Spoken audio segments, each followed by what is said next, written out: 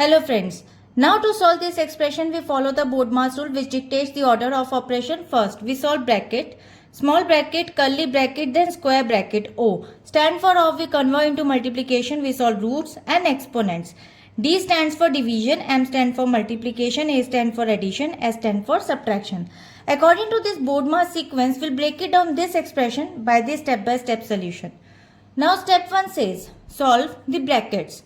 Since there are two set of brackets, we evaluate them individually inside the second bracket. We must apply the order of operation again, division before subtraction.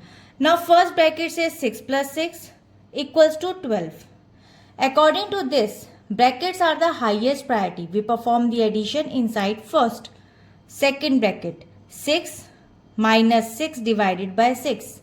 So now there is a part A, first divide the values. And after the subtraction, 6 minus 1 equals to 5.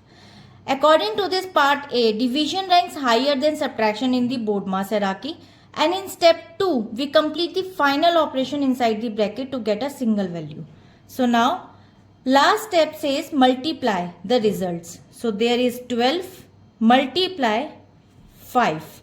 So now substitute the result back into the main expression and then we multiply according to 60. And 60 is the final result. In this step, multiplication is the remaining operation connecting to the two solved bracket terms. This is the first and this is the second.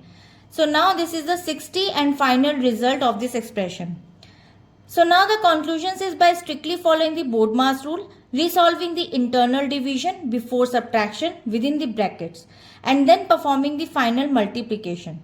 So the final result is 60 and I hope it is clear. We'll meet in the next video. Bye-bye.